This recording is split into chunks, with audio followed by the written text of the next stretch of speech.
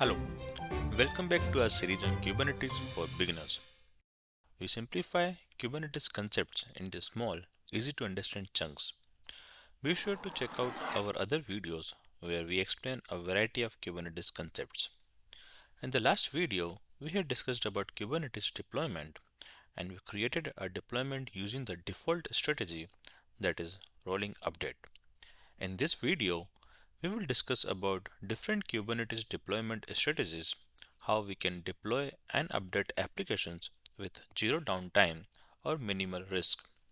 By the end of this video, we will know the pros and cons of each strategy and how to use them effectively. So let's get started.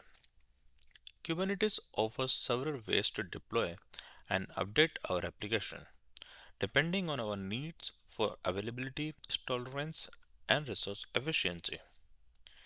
The most common strategies are recreate, rolling update, canary deployment, A and B testing, shadow deployment, and blue and green deployment. Okay, let's dive into each of these strategies in detail. Let's start with the recreate strategy. This is the most basic strategy where all the pods are shut down before new ones are created. It's just like deleting one pod, bringing another pod. Simple, right? Yeah, it's as simple as this. The advantage is that it's straightforward and easy to implement. However, the downside is we will have the downtime because the old version is taken offline and we have to wait before the new one is ready. This is fine if our application can handle being unavailable for a while, but not ideal for production environments. So we can use the recreate strategy when downtime is acceptable and we don't need a complex deployment.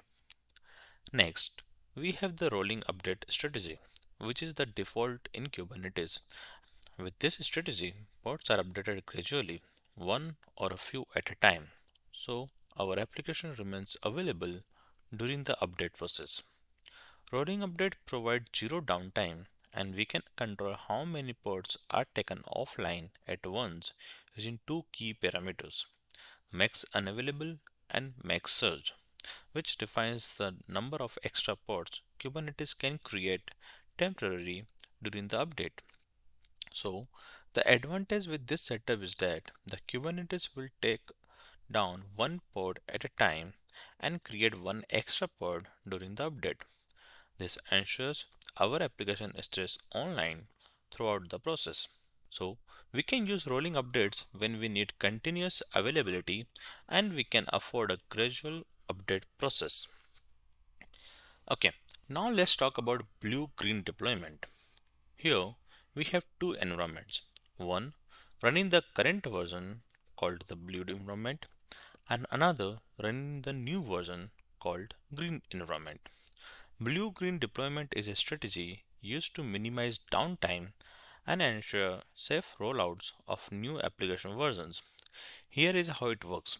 It have a blue environment which will have the current version of the application running in production. It will serve all user traffic.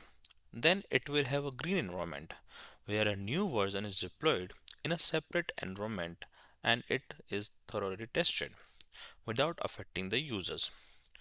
Once the green version is ready and tested, traffic is switched from the blue environment to the green environment instantly, ensuring almost no downtime. Now, if something goes wrong with the green version, we can quickly switch traffic back to the blue environment. After the green version is stable in production, the blue version can be removed or kept as a backup. This ensures a smooth and a safe transition between application versions. The beauty of this strategy is that we can fully test our new version in the green environment without affecting users. Once we are confident that it works, we can simply switch traffic from blue to green. And if something goes wrong, no worries, we can instantly switch back to the blue environment. This strategy gives complete control over the update process, but it does come at the cost of running two environments simultaneously. So we can use blue-green deployment when we need zero downtime and full validation of the new version before it goes live. Next is Canary deployment. This strategy is perfect when we want to test a new version of the application with a small group of users before rolling it out to everyone. So, in blue-green strategy, we will shift the entire traffic on one environment like blue or green, while in Canary, we will route traffic for some small subset of users to a newer version. We will monitor it and will then push the entire traffic. Here is how it works. First, we deploy a small number of new pods or the new version of application called the Canary versions, while the majority of our users continue using the old version. For example, we want one of our pod to Canary while four others serves all other users. Now, if it all looks good, we move 60% of our traffic to new and then 100%. If we want to roll back, we can roll back to the older version immediately. This strategy minimizes risk by limiting the exposure of our new version to just a small subset of users at first.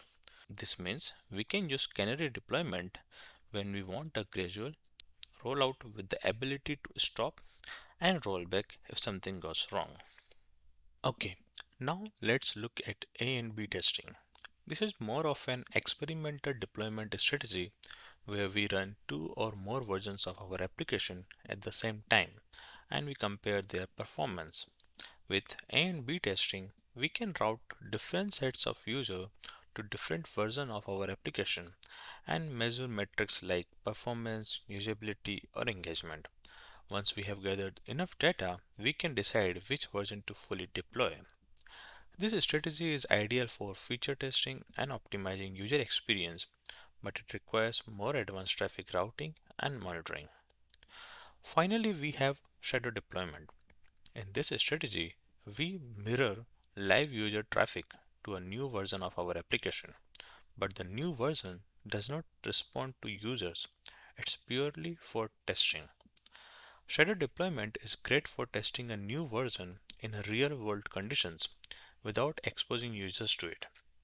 We can see how it performs under real traffic, and if everything looks good, we can promote the new version to production. This strategy is useful when we need to validate a major rewrite or an infrastructure change without risking user experience. So that's it for this video in Kubernetes deployment strategies. And there we have it, 6 different deployment strategies in Kubernetes. To recap, recreate is simple but causes downtime. Rolling update is the default with zero downtime. Blue-green gives us full control and easy rollbacks. Canary allows gradual, low risk rollouts. A and B and shadow testing lets us experiment with feature in real time. We will look into each of this deployment by creating a YAML file, but first we need to understand the concept of services and networking. Also, we had already created a deployment using rolling update strategy, and as part of this series on Kubernetes for beginners, we do not need to dive deeper into each of this strategy, and having a theoretical knowledge is enough. If you find this video helpful, don't forget to like, share and subscribe. And if you have any questions or topics you'd like me to cover, drop a comment below.